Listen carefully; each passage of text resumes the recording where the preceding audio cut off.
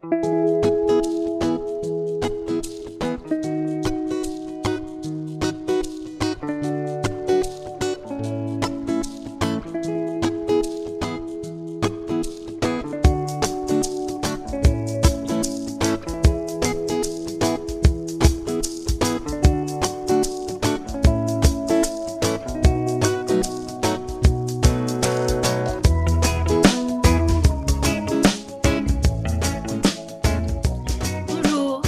je suis Hélène Frébourg et je suis coach et auteure sur la question du mieux vivre avec la fibromyalgie, mieux vivre avec la maladie chronique. Alors, pour la 4e saison de mon podcast, j'ai décidé d'ouvrir les horizons. Le cercle joyeux du mieux vivre, c'est le podcast qui réunit les entrepreneurs de la vie avec écologie et solidarité joyeuse. Je souhaite rassembler des auditeurs qui sont en transition de vie, avec au cœur de leurs problématiques de projet de vie, la santé et l'écologie de leur vie. Ça veut dire des personnes qui souhaitent préserver ou restaurer leur santé et donc faire des choix qui les rapprochent de la nature, du vivant et d'une écologie joyeuse. Ces auditeurs souhaitent découvrir ou mieux connaître la permaculture et faire leur transition écologique en ouvrant d'abord leur champ des possibles. Alors bien évidemment, ce podcast est destiné aux malades chroniques dans la continuité des précédentes saisons et en cohérence avec mon coaching du mieux vivre avec la maladie chronique.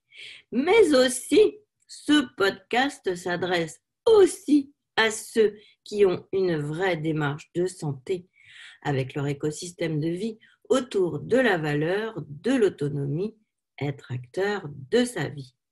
Je commence par rappeler une statistique assez édifiante. Un Français sur 5 est concerné par la maladie chronique avec toutes ces maladies inflammatoires, métaboliques, environnementales. Ça veut dire que chacun connaît un malade chronique. Ça veut dire aussi que grosso modo 80% des personnes souhaiteraient bien ne pas avoir de maladie chronique liée à des dérèglements de notre environnement de vie. Ça veut surtout dire que chacun est concerné par la question du mieux vivre avec la santé. Donc voilà pourquoi j'ai créé ce podcast. Le cercle joyeux du mieux vivre, c'est le podcast qui réunit les entrepreneurs de la vie avec écologie et solidarité joyeuse. Alors, j'invite sur ce podcast des experts sur un très large champ des possibles pour parler des différents choix à faire pour notre projet de vie en santé. J'invite des experts aux horizons ouverts et constructifs sur les différentes sphères de l'écosystème de vie. Et aujourd'hui, j'ai le grand plaisir de recevoir Agnès Lambert, Molly Baguert, Végétal Normandie à Trouville. C'est un restaurant, épicerie et carrément un concept store axé sur une offre 100% végétale.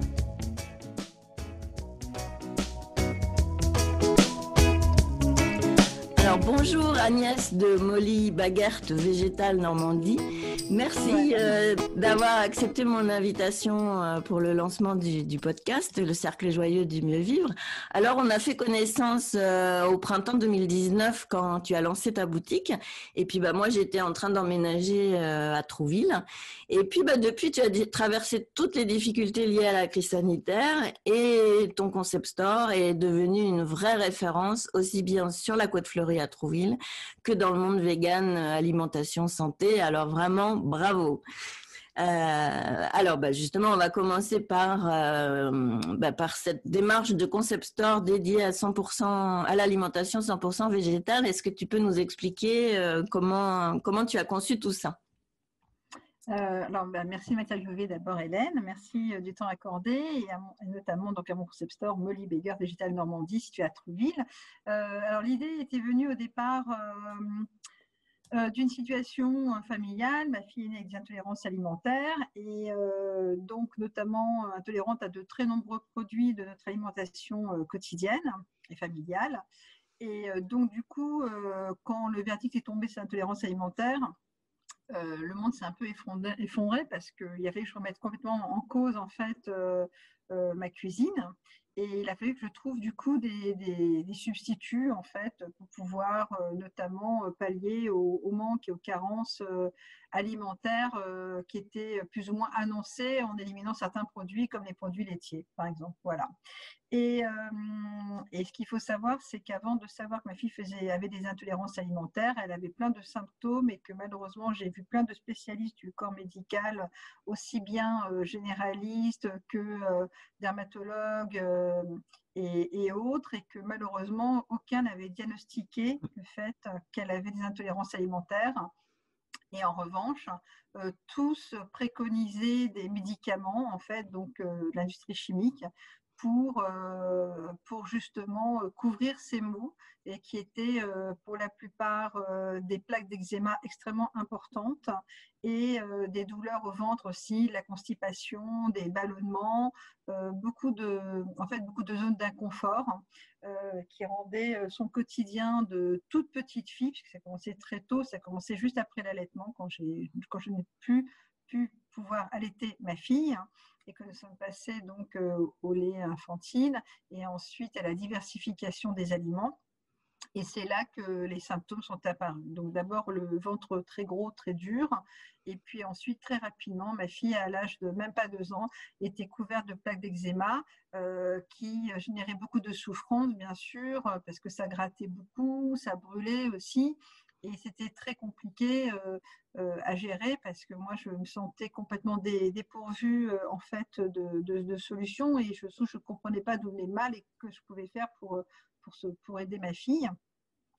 Et que tous les praticiens que je rencontrais, à part prescrire des pommades ou même carrément des médicaments à cet enfant si jeune, ne me donnaient pas les solutions idéales et ne répondaient pas non plus à mes questions en disant mais d'où ça vient, pourquoi. Et voilà, on parlait de peau atopique, on me parlait que peut-être l'eau est trop calcaire, effectivement, que elle est jeune, ça va passer, toutes ces choses-là.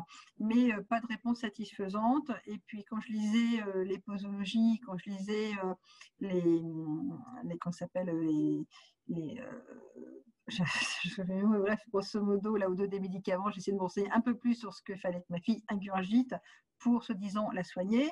J'étais plutôt inquiète, donc bien sûr, j'ai refusé de lui faire ingurgiter des médicaments. Elle n'a même pas 2 ans. Les pommades, une seule a été effectivement appliquée sur sa peau et a généré un état bien pire encore, à savoir ça a créé des pustules purulentes, sa peau est devenue encore plus sensible et a généré des croûtes qui ont mis des mois à disparaître. Donc, hors de question. Et donc, j'ai vu des magnétiseurs, j'ai vu des guérisseurs, j'ai vu pas mal de monde. Et puis, un jour, le hasard, alors certains m'ont évoqué la possibilité d'allergie alimentaire. Je ne connaissais pas du tout le monde des allergies alimentaires. Et parce que je pensais que moi-même, je n'étais pas soumise en fait. Et un jour, j'ai rencontré dans mon précédent travail des clients. Et en parlant de choses et d'autres avec ces clients, en fait, qui étaient plutôt très tendus, et je voulais comprendre pourquoi ils étaient tendus, alors que ils les recevaient dans un univers plutôt agréable et cosy.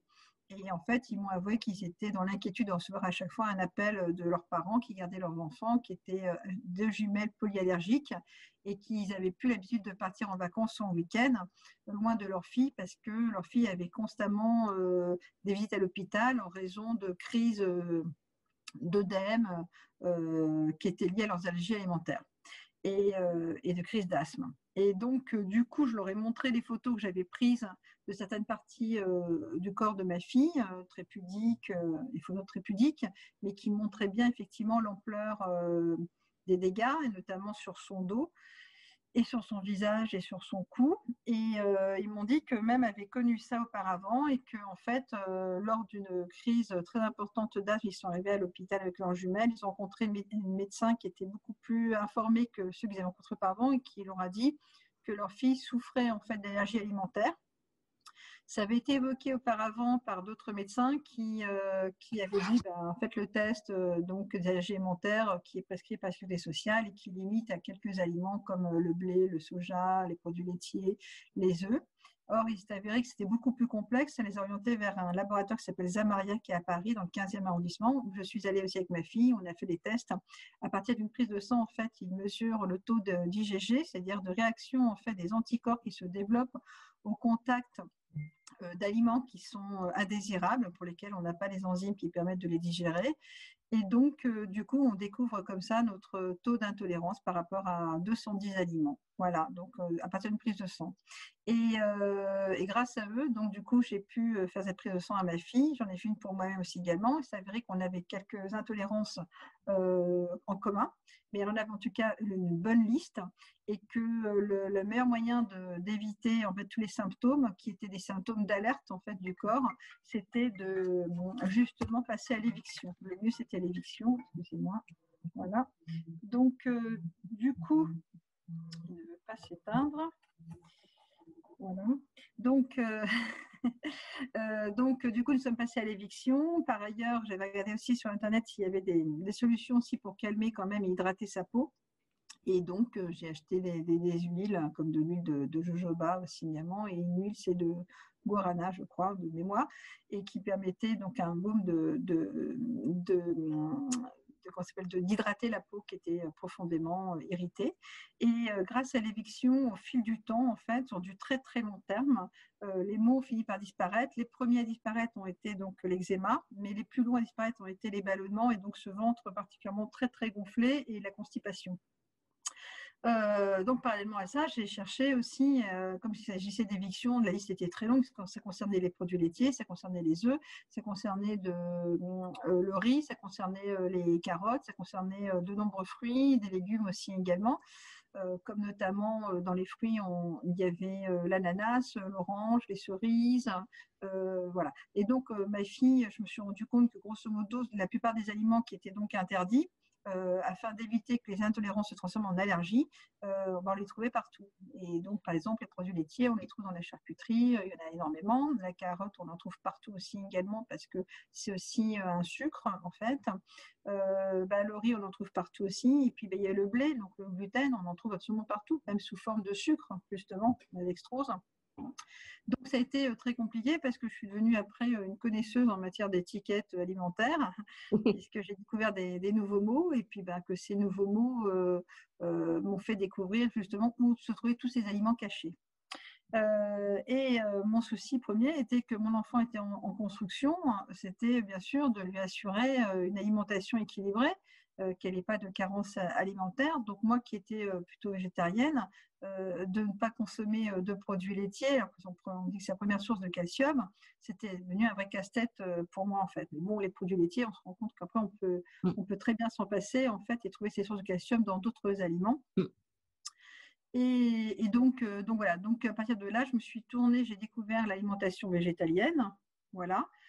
Je me suis rendu compte que les végétaliens en fait avaient une alimentation extrêmement diversifiée, très riche, avec tous les apports nutritionnels qu'il fallait. Il suffisait juste un peu de s'informer en fait et de redécouvrir par la même occasion des aliments de base, aussi bien des graines que des légumineuses, justement, d'autres céréales aussi. Et en m'intéressant en fin de compte à cette alimentation-là, avec laquelle j'ai nourri ma fille, qui a bénéficié d'un PAI du coup en fait à l'école, c'est-à-dire un plan alimentaire individuel en fait, où je devais apporter sa lunchbox tous les jours à l'école, pareil auparavant chez la nounou. Ma fille donc a eu un régime alimentaire végétalien pendant plusieurs années et visiblement une croissance tout à fait normale puisqu'elle était suivie par le pédiatre et qu'elle se trouvait toujours très bien dans la courbe de croissance. Voilà, donc pas de problème de vue qui aurait pu être généré par des carences par exemple, pas de problème de poids, pas de problème de taille non plus aussi également, tout ça était très bien. Parallèlement à tout ça, en rentrant dans cet univers de la cuisine végétalienne, je me suis forcément aussi intéressée par le biais de réseaux sociaux en fait, à des associations de lutte contre la maltraitance animale qui m'ont ouvert les yeux en fait, et du coup je me suis rendu compte que mon régime végétarien d'auparavant, qui était aussi au départ une sorte de consommation aussi éthique, ne l'était pas totalement. Et du coup, j'ai ouvert mon commerce pour prôner une alimentation équilibrée, totalement végétale, et aussi également pour manifester à ma manière contre la maltraitance alimentaire et montrer qu'on peut très bien se nourrir sans avoir à faire souffrir et sans avoir à cautionner la cruauté animale. Je le prône aussi davantage aussi également comme moyen de soulager de nombreux maux, donc notamment les intolérances alimentaires, effectivement. On peut très bien se faire plaisir gustativement en retrouvant des goûts umami comme celui du fromage, grâce à des spécialités végétales qui sont des fromages ou des frots F-R-A-W qui reprennent le goût en fait, voilà, parce que ce qu'on recherche avant tout c'est le goût, on ne cherche pas à tuer un animal derrière pour le manger initialement, c'est le goût qu'on recherche en fait, donc voilà, et qui sont beaucoup plus intéressants d'un point de vue nutritif parce que ce sont des produits qui sont riches en probiotiques, d'un point de vue nutritionnel ils sont très riches aussi en protéines. Et donc, ils évitent aussi par ailleurs les problèmes que peuvent générer les produits laitiers qui attaquent les sphères ORL. Et ça, personnellement, j'en ai fait l'expérience parce qu'on m'en avait parlé bien avant que je sois végétalienne. On m'avait dit, oui, les produits laitiers vont abîmer la sphère ORL. Et effectivement, depuis toute petite, j'étais toujours sujette chaque année aux sinusites, aux rhinites, aux pharyngites, aux angines blanches aussi également. Et malheureusement, il a fallu que j'attende 40 ans pour ne plus connaître ces problèmes-là, plus ces mots-là, moi qui sortais jamais sans un foulard. Aujourd'hui, même s'il y a un courant d'air, j'ai pas peur, je vais pas attraper mal à la gorge, parce que ne mangeant plus aucun produit laitier, je n'ai plus mal à la gorge et je suis beaucoup plus solide et rarement malade, en fait, aussi, de manière générale. Donc, voilà. Eh ben, écoute, merci pour tout ce partage c'est un sacré chemin de résilience par ta petite fille et après au niveau familial. Et je suis vraiment touchée par ce que tu racontes parce que dans un sens, j'ai vécu à peu près le vrai même bazar. Comme tu le sais, je souffre de fibromyalgie et la fibromyalgie a un tableau clinique extrêmement complexe. Moi, je dis toujours que c'est un vrai bordel, multi-bordel, et chacun développe un peu son tableau, et c'est en ça que cette maladie est compliquée et souvent mal reconnue à cause de ce bazar-là. Et moi, personnellement, le gros morceau, c'était justement ces histoires d'intolérance alimentaire, et ce que tu as décrit sur ta petite fille. Moi, c'est pareil, j'ai eu des problèmes d'eczéma et j'en ai toujours un peu, mais beaucoup moins. Les problèmes ORL, les ballonnements, constipation, diarrhée, etc. J'ai vécu des années dans un brouillard total sans comprendre ça parce que comme toi, les médecins vont donner la crème, hop, voilà, ou alors quand on a des ballonnements, ils nous donnent du Spasfon ou je sais pas quelle autre connerie qui de toute façon va servir à rien, etc. Donc moi j'ai suivi aussi tout un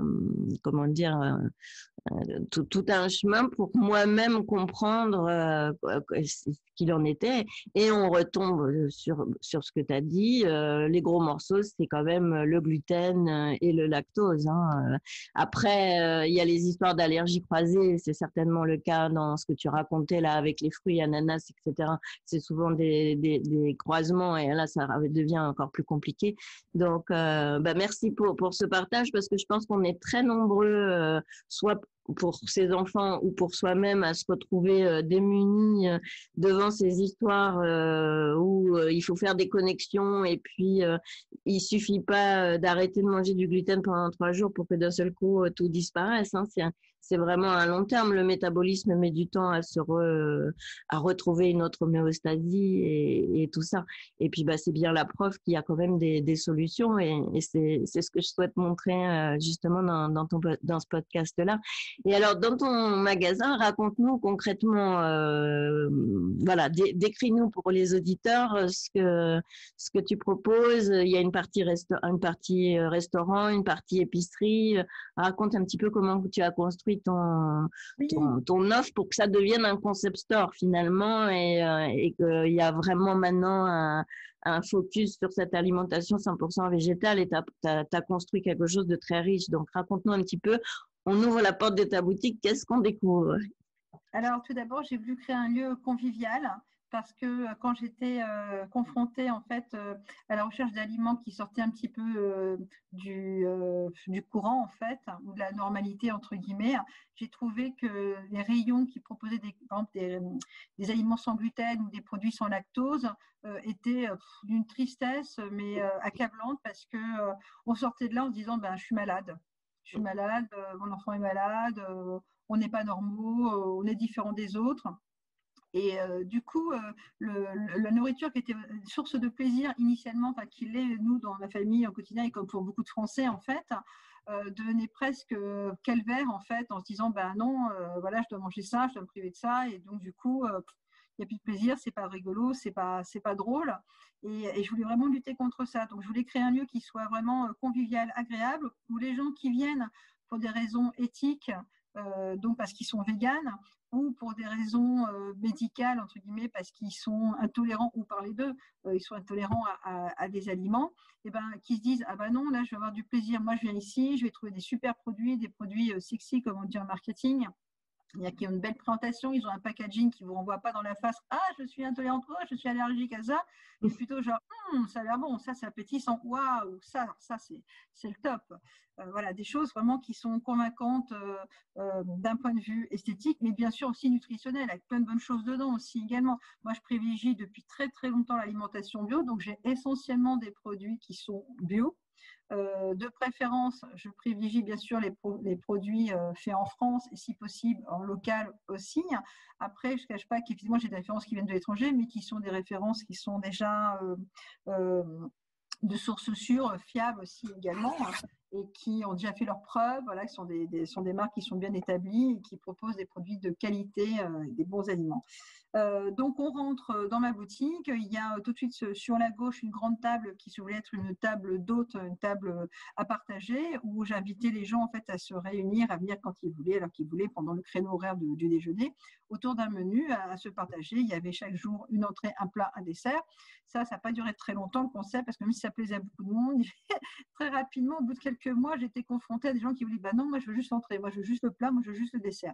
Du coup, j'ai fini par établir une carte comme un lieu de restauration classique, avec entrée, plat et dessert, bien sûr, avec un menu. En revanche, voilà, je propose 3 classiques qu'on peut avoir toute l'année, qui dépendent du panier du marché et des saisons, puisque je travaille essentiellement avec des produits de saison, et comme je disais, des produits bio et locaux.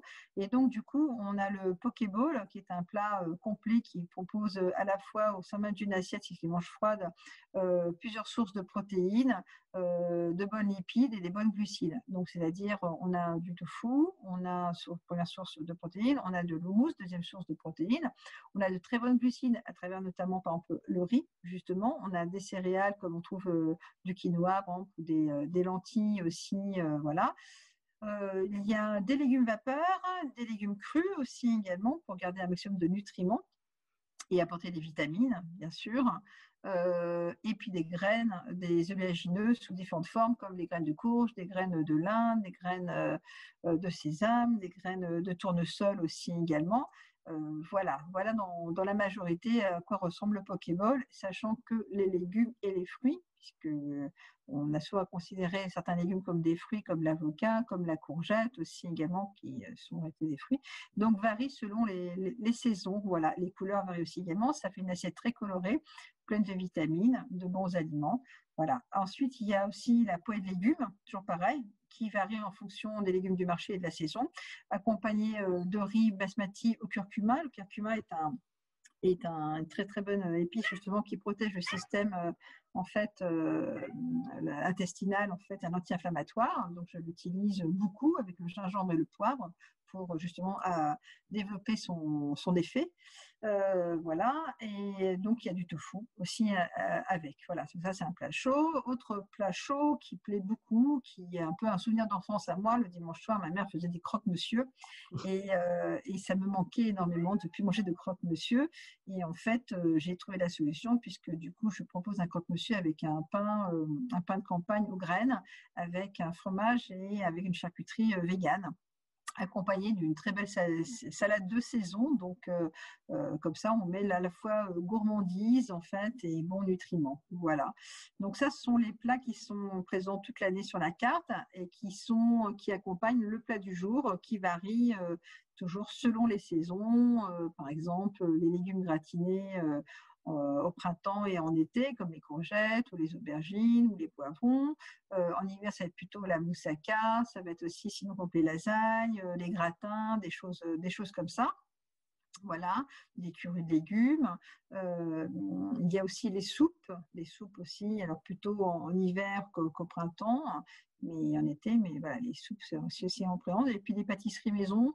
Je propose, comme pour les plats qui sont sans gluten, c'est-à-dire le pokéball et la poêlée de légumes qui sont sans gluten, et certains plats du jour, je propose aussi des desserts aussi également sans gluten, comme des cookies ou des muffins ou des cakes. Voilà. Donc en général, il y a toujours le choix entre un ou deux plats sans gluten et pareil, un ou deux desserts sans gluten. J'ai une carte qui est courte, mais qui est faite à partir de produits frais.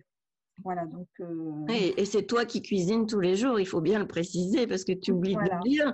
Et c'est toi qui fais tout ça et je suis vraiment admirative de tes compétences de cuisinière et je confirme, hein, c'est très bon ce que tu proposes. Et puis il y a une évolution au fur et à mesure de la saison etc. Ce qui fait qu'il y a une grande variété dans tes choix parce que comme tu le disais tout à l'heure, quand le diagnostic tombe, moi je me souviens, c'était en 2007 pour moi, quand on m'a dit bon faut arrêter le gluten, on se retrouve exactement comme tu as dit tout à l'heure, comme une âme en peine dans le premier magasin bio venu en se disant oh putain qu'est-ce que je vais acheter, plus rien n'est possible et ça devient, moi je me souviens pendant quelques mois, ça m'avait j'avais l'impression que je pouvais boire que de l'eau quoi et puis tout était compliqué.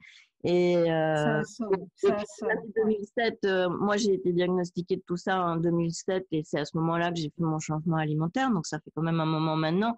Les magasins ont bien changé, mais c'est vrai que on est désemparé quand il faut supprimer le gluten, on est vraiment désemparé. Et quant à ça, il faut rajouter la suppression du lactose plus d'autres trucs. Voilà, moi j'ai l'impression que je m'en sors bien, quoi, parce que gluten et lactose, mais comme ta petite fille, il y a beaucoup de personnes qui ont d'autres allergies et ça devient. Parce que moi je peux manger du riz, ce qui a pas l'air d'être le cas de ta petite fille. Donc moi mon alimentation elle est basée sur le riz et du riz et du riz et puis des légumes et heureusement que j'ai ça comme base et on perd un peu la diversité et c'est vrai que dans ton offre de restaurant on retrouve le goût et les couleurs et cette variété-là.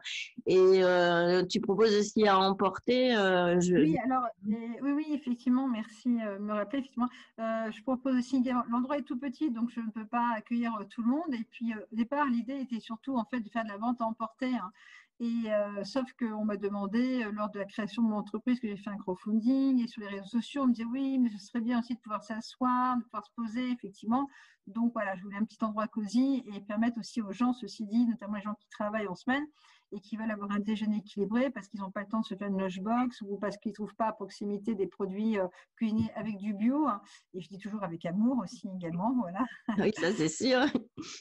Donc, tous les plats sont emportés aussi également. Et parallèlement à ça, ils peuvent être complétés par des achats effectués dans mon épicerie, qui est une épicerie donc végane, donc privilégiant essentiellement des produits bio, essentiellement, comme je disais aussi, pareil, comme pour ma cuisine, tant que possible, plutôt français, made in France et locaux.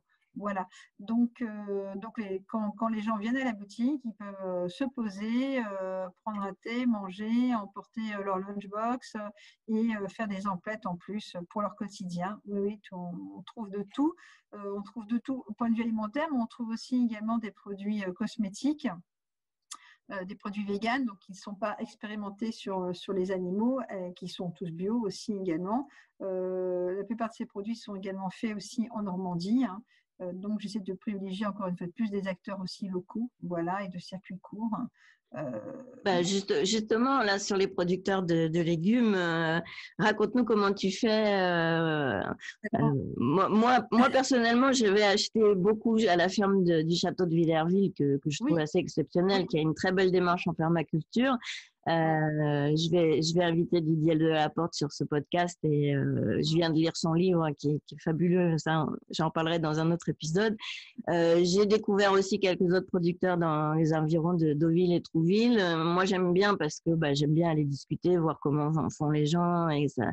Voilà. Après, je trouve que leurs conditions de vente sont pas toujours adaptées et faciles et avec beaucoup de contraintes et du coup, finalement, moi, je retourne tout le temps à la ferme de Villerville parce que c'est facile, on peut y aller tous les soirs et c'est le plus simple. Mais toi, en tant que professionnel, comment tu fais pour trouver tes producteurs de légumes et En fait, comment moi, tu peux jouer sur le long terme? Parce que c'est ça la difficulté, hein. C'est que moi, j'en ai vu certains au mois d'avril-mai, il y a plein de choses. Et puis ouais, après, au mois de juillet-août, bon, cette année, c'était raté pour les tomates, donc il n'y a plus rien. ouais, Donc, tout à c'est fait. vraiment la difficulté, déjà en tant que particulier, mais pour toi, en tant que professionnel, tu achètes quand même des plus grosses Euh, quantités qu'un individu. alors, Donc, moi, je travaille beaucoup sur le zéro déchet, donc de manière générale, alors moi, je fais quand même mes courses 2 à 3 fois par semaine, ce qui n'est pas d'un point de vue économique conseillé en général quand on est restaurateur, parce que beaucoup, par exemple, commandent en très grosse quantité auprès d'un fournisseur. Alors, moi, je me déplace, je vais beaucoup sur le marché de Trouville et de Deauville.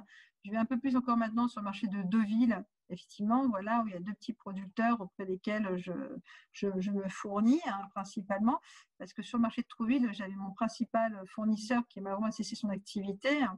Et effectivement, là, pendant la cessé son activité là au mois de septembre, et pendant 3 ans, j'ai travaillé avec elle, en fait, enfin depuis l'ouverture, en fait, et c'était vraiment mon principal maraîcher. Ils ont effectivement beaucoup souffert cette année des conditions climatiques.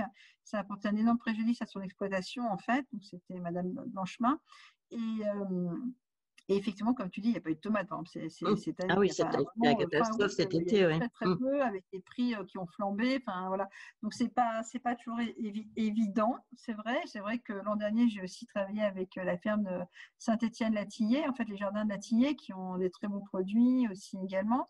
Mais c'est pas toujours facile. Je commande pas comme j'achète un peu partout, je commande pas des quantités suffisamment énormes et importantes parce que moi je travaille sur la fraîcheur, donc je ne peux pas, comment dire, garder longtemps des aliments ou voilà, faire de trop grosses commandes. Et puis, je ne suis pas non plus équipée. J'ai un tout petit labo, des frigos qui voilà, qui permettent pas d'entasser. Et puis, c'est des produits bio, faut les travailler tout de suite. Maintenant, ils n'ont pas de conservateur. Donc, c'est voilà. Et sinon, je travaille aussi également avec une nouvelle ferme, en fait, qui est à Bonneville. Non, pas Bonneville, pardon, c'est à Cannaville, près de Cannaville, justement, en fait. C'est la ferme du chemin de la Gâtinais. Mais cette année, ils ont eu une très mauvaise récolte et du coup, j'ai pas été fournie par eux cette année. Effectivement, après chacun ses horaires. Moi, leurs horaires ne me conviennent pas Ah forcément, oui. c'est pas facile. Donc, je dois prendre sur mes jours de repos, parfois qui ne sont pas forcément non plus aussi les bons jours. Donc, c'est compliqué. Donc, c'est pour ça que je me ravitaille essentiellement en fait auprès des marchés le mercredi matin, donc qui est un de mes jours de fermeture, et le vendredi et les samedis en fait à Deauville et de près de producteurs locaux. Et donc, je complète ensuite avec un Biocoop, par exemple, qui a tout, que pour certains produits qui peuvent manquer, comme ça peut être des produits de base que je peux manquer moi-même dans mon épicerie, comme du gomasio, comme du tamari, du gingembre, des choses comme ça, en fait. Voilà. Mais pour tous les fruits et légumes, c'est plutôt sur les marchés. Ouais. Bon, je vois que finalement, t'as le même souci que, enfin, moi, des fois, j'avais l'impression que j'étais chiante moi-même, quoi, à être exigeante et à trouver que c'était pas facile. Mais je vois que ton périple est compliqué et ça pose, là, la crise qu'on traverse a mis le doigt sur le fait de la souveraineté alimentaire et puis les liens avec la production agricole. Alors, d'un côté, il y a une très mauvaise production cette année. Et en plus, on s'aperçoit que les producteurs doivent aussi faire un pas en avant pour proposer une offre et s'adapter aussi aux conditions d'achat. Moi, je trouve que ça reste quand même un des gros problèmes. Et je vois que pour toi, qui achète malgré tout en plus grande quantité, ça, c'est pareil. Donc, moi, c'est un sujet qui me touche particulièrement. Donc, on verra comment dans l'avenir les choses vont évoluer parce que là, maintenant, on a bien compris qu'il fallait relocaliser la production et qu'il fallait aller dans cette démarche d'acheter localement. Donc, je pense que les choses vont bouger. Mais alors, justement, la période de crise, pour toi, ça a été quand même difficile parce que tu t'es retrouvé avec ta boutique fermée pendant toutes ces périodes de confinement, Alors, les nous, alternances ouverts, fermés, et puis tu es toujours ouais. là, et ce qui n'est pas le cas de tous les Alors, commerçants. Sur la zone de Deauville-Trouville, on voit qu'il y a beaucoup de commerces qui ont fermé, des restaurants et autres boutiques. Donc, bah, chapeau, parce que toi, tu as tenu le coup et j'imagine que ça n'a pas été facile. Donc, dis-nous un petit peu comment tu as traversé ça et qu'est-ce que ça t'a donné comme piste pour continuer l'avenir. Alors, tout d'abord, en fait, pour le premier confinement, effectivement, ça a été très difficile parce que, comme tu disais, j'ai eu des périodes d'ouverture et de fermeture. En fait, pour permettre à mon commerce d'être entièrement ouvert, ce que ça m'a amené à faire, c'était de repositionner en fait mon épicerie. C'est-à-dire qu'en fait, au départ, j'étais basée sur une épicerie fine, ne présentant pas forcément des produits indispensables, mais vraiment que des produits de plaisir en fait. Or, du coup, j'ai développé cette épicerie, j'ai racheté des meubles et j'ai étendu ma gamme de produits à des produits indispensables. Et par exemple, j'ai inclus des produits comme les farines, des laits végétaux, mais aussi également des produits de première nécessité en termes d'hygiène, comme du savon, de la lessive, des serviettes périodiques, la vente du papier toilette, toutes ces choses-là, ce qui m'a permis d'être ouvert en fait tout le temps.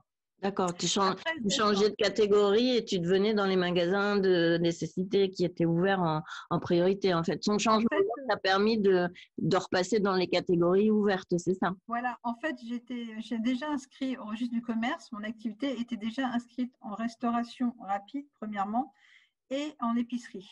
Donc, grâce à ces grâce en fin de compte à cette inscription légale, je pouvais rester ouverte pour la vente emportée, puisque justement le take-away était autorisé, mais en revanche, je ne pouvais pas faire rentrer de clients initialement. Mais voilà, par contre, je pouvais avoir cette activité-là. Et d'autre part, mon épicerie existait déjà. Simplement, je l'ai développée, je l'ai enrichie de nouvelles références et j'ai donc agrandi sa gamme de produits. Et c'est ce qui m'a permis aussi de rester ouverte. Donc, du coup, j'ai connu très peu de jours de fermeture. Mais en revanche, je n'ai pas eu forcément énormément de fréquentation parce que les gens préféraient aller faire le plein de leurs courses dans les grandes surfaces plutôt que de venir chez moi. Mais ça m'a permis de me faire connaître auprès d'une nouvelle clientèle qui était venue un peu se réfugier en fait ici à Trouville comme à Deauville, dans les résidences secondaires pour en faire leur nouvelle résidence permanente en télétravail. Et du coup, ils ont découvert mon commerce alors qu'avant, ça leur venait pas du tout à l'idée de se promener dans leur quartier plus que ça, mais comme le périmètre de promenade avait été réduit et les heures de sortie aussi également, bref, tout a fait que ça permet de me faire connaître auprès de gens qui ont découvert mon commerce alors qu'ils ne l'avaient jamais vu auparavant, en fait, jamais prêté attention. Donc ça m'a permis d'avoir une nouvelle clientèle. Ensuite, grâce en fait, des gens qui ont pu reprendre leur activité par la suite, et puis aussi une partie du télétravail, de fait de faire la vente emportée, ça l'a boosté quand même si ça n'a pas été un bond exceptionnel, mais ça l'a quand même boosté, ça l'a fait un peu plus connaître, puisqu'à un moment donné, les gens ne venaient que manger sur place, mais ne prenaient pas emporter. C'est pas un truc c'était pas un réflexe que les gens avaient, mais là, ça a permis de faire connaître justement l'activité de vente emportée. Voilà. Et puis après, on a eu la chance d'avoir des terrasses offertes par la mairie de Trouville pour ceux qui n'en avaient pas, ou des extensions de terrasses pour ceux qui en avaient déjà. Et ça m'a permis de booster mon chiffre en été et de pallier en somme au manque à gagner des précédents mois. Voilà. Bravo parce que je te suis tout le temps sur Instagram et puis je passe devant ta boutique très fréquemment. Je précise pour les auditeurs qui connaissent Trouville, elle est tout près du pont, du grand carrefour principal, près du pont. Et c'est vrai qu'on a eu là sur la zone de Deauville et Trouville énormément de personnes de la région parisienne ou autres qui sont venues là de façon quasi permanente et et c'est vrai qu'il y avait plus grand monde qui se promenait dans les rues puisqu'on avait vraiment été longtemps bloqué sur 1 kilomètre etc., etc. Et moi, j'étais admiratif pendant tout ce temps-là de voir que tu tenais le coup, que tu proposais des nouveaux trucs. Et puis, je voyais bien que tu faisais évoluer et que ça bougeait. Alors qu'à côté, quand je passais en voiture, soit Deauville, soit à Trouville, je voyais des boutiques qui restaient complètement fermées, hein, comme il y a des grands restaurants de notre zone qui sont restés fermés. Et je ne comprends pas pourquoi, hein, puisque c'est des restaurants qui appartiennent à des grands groupes. Donc, on comprend pas pourquoi eux, ils n'ont pas pu s'adapter. Donc, franchement, je te dis un grand bravo. Et c'est aussi une des raisons pour lesquelles je voulais te mettre à l'honneur sur ce podcast, parce que je veux qu'on parle de résilience. Et là, tu nous as parlé de la résilience avec ta petite fille et toute la démarche d'alimentation pour ta famille. Et puis là, tu nous parles de résilience sur ton chemin d'entrepreneur. Donc, vraiment, bravo. Et j'espère que la route va être encore longue pour ta boutique. Tu vas continuer à développer et renouveler et proposer différentes choses, etc. Donc, ça, c'est super. Il y a un autre point qu'on partage toutes les deux, c'est l'amour des chiens. D'ailleurs, peut-être nos auditeurs ont entendu un petit couinement sur l'arrière. Ça, c'est Il y a un dalmatien qui est malade aujourd'hui et on a dû reporter notre interview justement puisque tu devais aller chez le vétérinaire et le pauvre petit choupi, il a mal à l'oreille ou il a une inflammation, voilà, je sais pas trop, mais il couine comme tu dis si bien, donc on l'a entendu un petit peu. Et ce que je voulais dire aux auditeurs, c'est que ce dalmatien est exceptionnel parce que c'est le seul chien au monde qui court à l'envers sur la plage. Et ça me fait beaucoup rire parce que tu mets toujours tes stories avec l'appli Boomerang et du coup, tu vois toujours ton dalmatien qui court à reculons et ça me fait vraiment rire et il est très beau et c'est très rigolo de le voir courir sur la plage à reculons. Alors, tu as parlé tout à l'heure un petit peu de ton engagement sur la cause animale. Est-ce que tu peux nous développer un petit peu sur ça? Je sais que sur ton Facebook, tu communiques et des fois, tu balances des infos un peu hard et des images un peu hard, mais c'est nécessaire de le faire, surtout en ce moment où il y a la discussion sur la loi et que c'est pas si simple. Donc, est-ce que tu peux nous dire un petit peu ton point de vue justement sur l'histoire de la cause animale? Pour en débattre, enfin pour en parler en tout cas, il faut on peut prendre beaucoup de temps pour en parler parce qu'il y a la cause animale en fait est extrêmement large en fait. Il s'agit avant tout, enfin d'être végane, il s'agit d'être avant tout contre l'exploitation animale. L'exploitation animale est très large, elle concerne à la fois les domaines de l'alimentation bien sûr, mais elle concerne aussi également les domaines de la distraction. Donc par exemple ici on est au pays du cheval entre guillemets, donc il y a beaucoup d'activités qui tournent autour de l'exploitation du cheval. Il y a les chevaux de course, les chevaux de promenade, il y a pas mal de centres équestres, enfin bref, beaucoup d'univers où les chevaux sont exploités et connaissent un destin qui est rarement positif. Voilà. Donc, l'envers du décor est très peu connu de beaucoup de gens qui assistent, par contre, aux courses épiques, qui assistent aux matchs de polo. Il faut savoir qu'un match de polo, les joueurs ont environ une dizaine de chevaux, en fait, par joueur. Ce sont essentiellement des juments parce que plus dociles et que si une de ces juments tombe et qu'elle se foule une patte, on la tue immédiatement. Hein, on ne la soigne pas parce que ce serait trop coûteux pour eux. Donc, ils préfèrent plutôt la tuer. Donc, voilà, donc l'animal est utilisé comme une machine. Voilà un exemple de l'univers du cheval. Dans la course hippique, c'est pareil. Un cheval, il remporte des courses, il n'en remporte pas assez. Il finit à l'abattoir.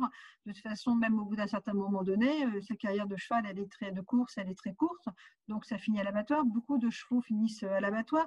Voilà, rares sont ceux qui sont vendus à des centres équestres qui vont exploiter derrière aussi, pareillement.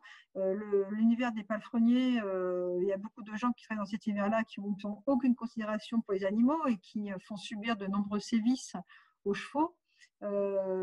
C'est l'envers du décor. Le monde du cheval n'est pas forcément celui que l'on croit. Puis les spéculations qui sont faites sur les chevaux, il n'y a qu'à voir n'y a qu'à voir les ventes de yearling, c'est complètement abracadabrant, les millions qui peuvent être dépensés pour un animal qui aura une courte vie de reproducteur ou de cheval de course ou autre. Voilà, donc la use animale, elle concerne, donc je disais aussi le monde de l'élevage, hein, le monde alimentaire. Hein, il n'y a qu'à voir les fermes-usines aussi de vaches, de vaches laitières, de veaux et autres, les poules, les poussins mâles qui sont broyés parce qu'ils sont considérés inutiles en fait pour la reproduction donc des œufs, puisqu'ils ne pourront pas devenir, pas pondre des œufs, hein, bien sûr, voilà. Ces poules, une poule, ça a une durée de vie, ça peut vivre entre 18 et 25 ans. Ben non, ben une poule dans l'industrie alimentaire, elle a une durée de vie allez, quand elle est pondeuse, de 2 ans, quoi, voilà, par exemple. C'est pareil, une vache, ça peut vivre plus de 18 ans sans aucun problème. Ben non, à 4 ans, pouf, allez hop, elle part à la boucherie, hein, parce qu'elle ne produit plus assez de lait, elle part à la boucherie. On ne prend pas en considération, beaucoup ne prennent pas en considération, il y a qu'à voir les politiciens, très peu prennent en considération le fait qu'un animal est sentient. C'est-à-dire que c'est un animal qui ressent les émotions, c'est un animal qui peut éprouver des émotions de la peur, mais aussi de l'affection, de l'amour. Il y a plein de témoignages de vidéos de gens qui ont posté des animaux qui viennent en détresse d'autres animaux, qui essaient de les sauver, qui essaient de les secourir. Des marques d'affection qui sont données de mères envers leurs enfants sont énormes. Aussi également, on ne prend pas en considération la souffrance des animaux. Quand on voit, par exemple, les vaches hublots, qui sont donc ces pauvres vaches sur lesquelles on a fait un trou et on a mis un hublot et dans lesquelles on plonge la main dedans sans prendre en considération la souffrance de l'animal parce qu'on fait quoi? Parce qu'on met dans leur intestin des aliments pour voir comment est-ce qu'elle le digère, comment on le vive. On oublie en utilisant des cosmétiques que derrière des animaux ont souffert. On a appliqué sur des animaux des ingrédients pour vérifier si ça ne brûlait pas les yeux, si ça ne brûlait pas la peau, pour ensuite être utilisé donc dans des rouges à lèvres, dans des crèmes. Moi, je ne vends que des cosmétiques véganes, bien sûr, comme mon alimentation, des cosmétiques qui suivent des protocoles très rigoureux, mais qui en aucun cas nécessitent d'avoir à utiliser ce genre de pratique.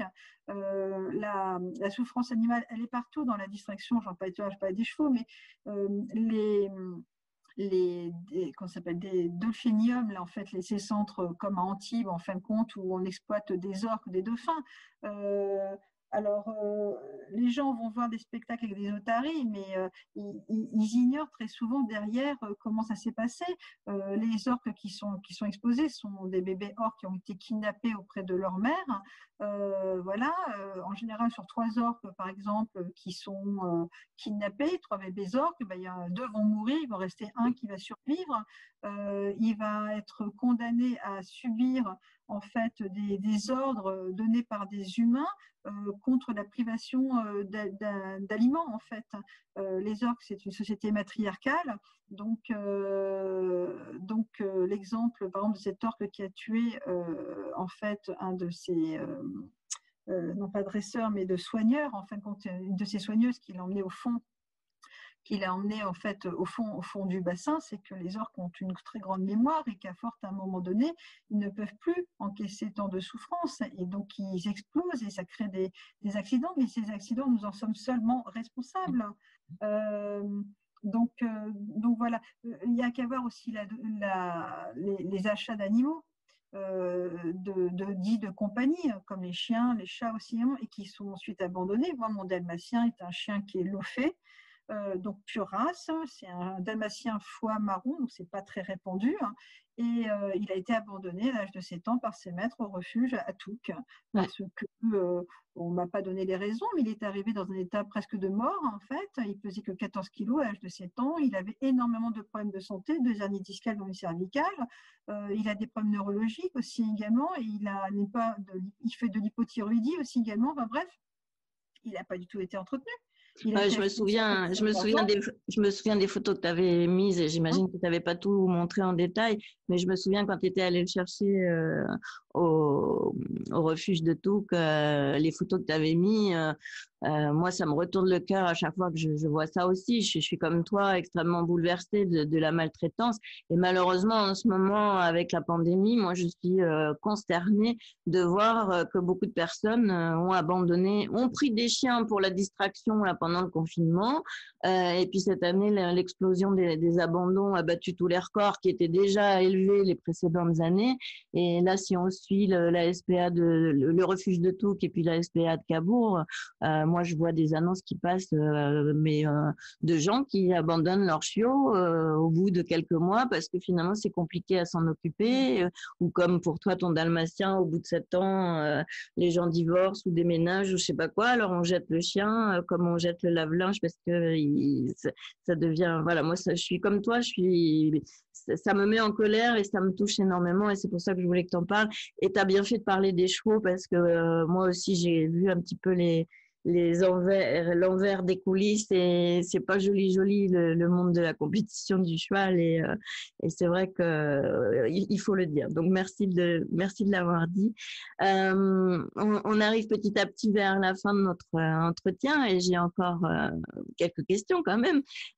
Pour terminer sur ton activité, sur ton concept store, est-ce que tu peux nous donner quelques éléments d'actualité là pour cet automne, pour que les gens viennent découvrir au mois de novembre et à Noël, voilà, dis-nous un petit peu ce que tu vas proposer dans les prochaines semaines.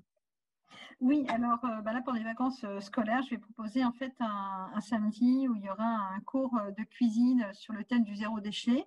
Donc à partir d'un panier de produits bio et locaux, de fruits et de légumes bio et locaux, comment réaliser en fait un jus, une entrée, un apéro, une entrée, un plat et un dessert. Donc en ne laissant rien en fait de ce qui a été acheté. Donc on va tout utiliser, aussi bien les pelures, aussi bien sûr le cœur du fruit et du légume, que aussi également les feuilles. Et en même temps, réalisons des choses très gourmandes et qui pourront bluffer et qui pourront être par la suite reproduits facilement à la maison par les élèves qui voudront bluffer leur entourage. Voilà. Ah bah c'est super.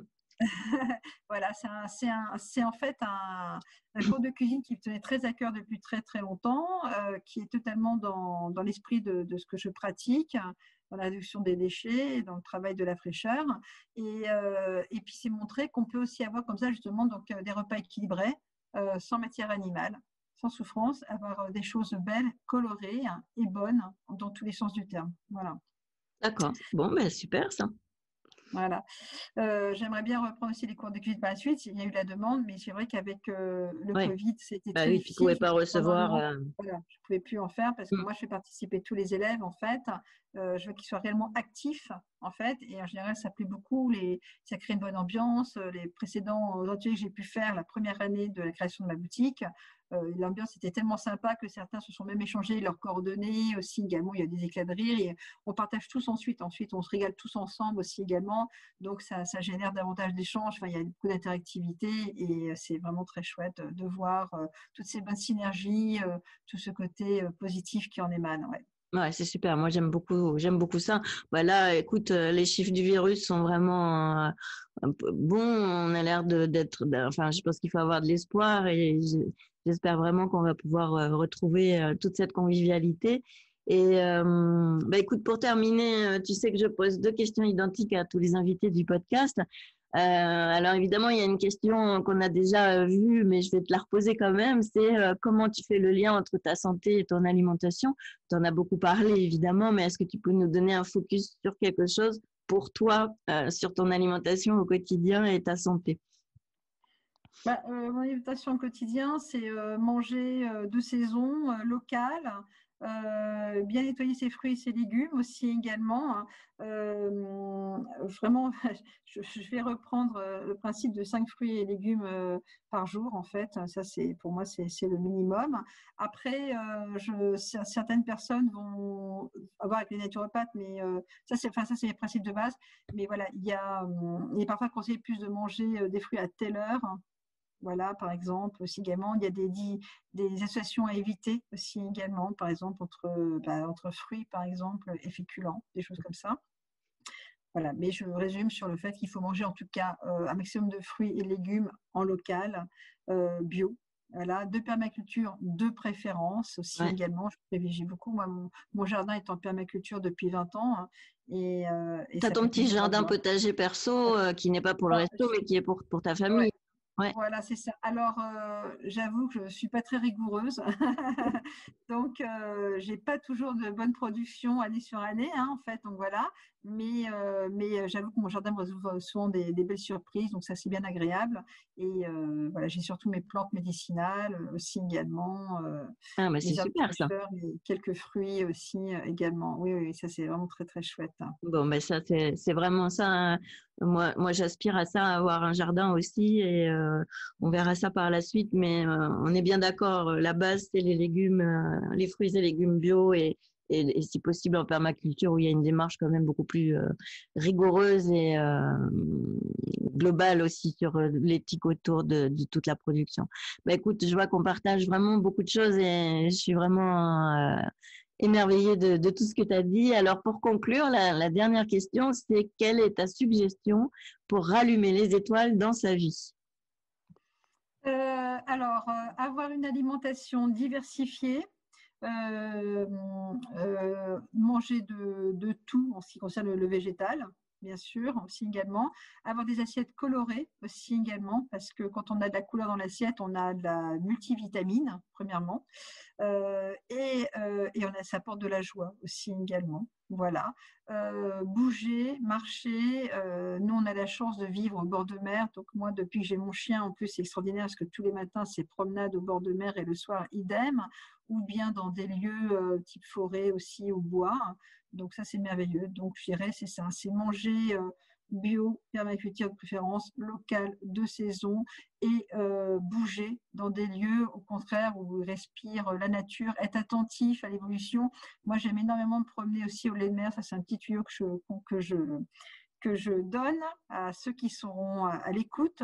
Mais sachez que les laits de mer, en fait, à Deauville, est un formidable endroit de jardin botanique. Il n'est pas du tout communiqué sur ce sujet-là, mais moi j'ai découvert grâce à une application qui s'appelle PlanteNet, j'ai découvert énormément de plantes qui se consomment, qui sont des arbres fruitiers, notamment des plantes, des aromates aussi également.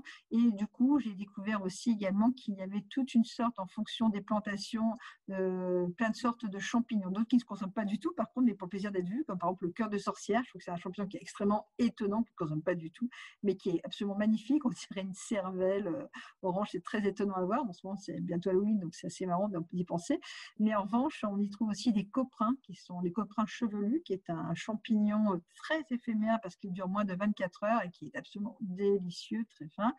On y trouve des mûriers de Chine, qui propose ces petites mûres très sèches qui n'ont rien à voir avec les mûres que nous connaissons nous et que l'on trouve souvent aussi en Iran. Ce sont des petites mûres blanches qui sont séchées et très goûtues. Donc on trouve ça. On trouve une herbe à chat superbe aussi également, violette. On y trouve plein d'autres aussi variétés.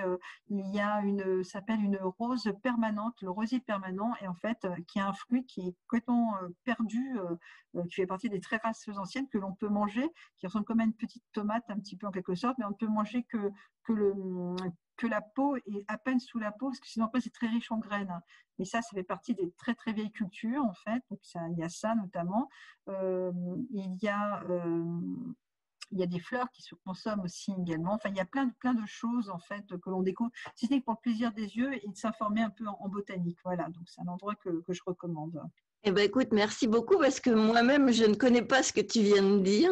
Donc, pour les auditeurs, je précise que les laits de mer, c'est ce qu'on appelle, les laits de mer, toute la zone des parkings sur le côté des planches. Alors, les planches à Deauville sont connues et après, il y a le parking. Jardins, hein. Et il y a les jardins qui ramènent vers l'intérieur de Deauville avant de tomber sur les grands hôtels, etc. Donc, c'est de ça dont parle Agnès. Moi-même, je me promène par là, mais j'avoue que je suis tournée vers la mer et que j'ai jamais vraiment fait attention à tous ces jardins qui bordent les planches. Donc, je regarderai attentivement en pensant à ce que tu viens de nous dire parce qu'effectivement, c'est un peu bête de passer devant cette richesse-là. Et ce que je retiens du coup pour rallumer les étoiles, toi, ton truc, c'est effectivement une alimentation alimentation qui régénère la santé et alimente la convivialité, et puis cette joie et l'œil sur la nature, quoi. Vraiment, bah oui, c'est chouette, c'est ce qu'on partage, quoi. Bah, écoute, un grand merci pour cette conversation très intéressante. Donc, je rappelle ton nom, c'est Agnès Lambert du concept store Molly Baggert Végétal Normandie à Trouville. Et bien sûr, les informations pour te suivre seront indiquées dans le descriptif de cet épisode. Et j'invite évidemment les auditeurs à venir découvrir ton concept store quand ils viendront se promener à Trouville. Voilà, merci beaucoup Agnès. Hélène, à très bientôt, merci et au revoir.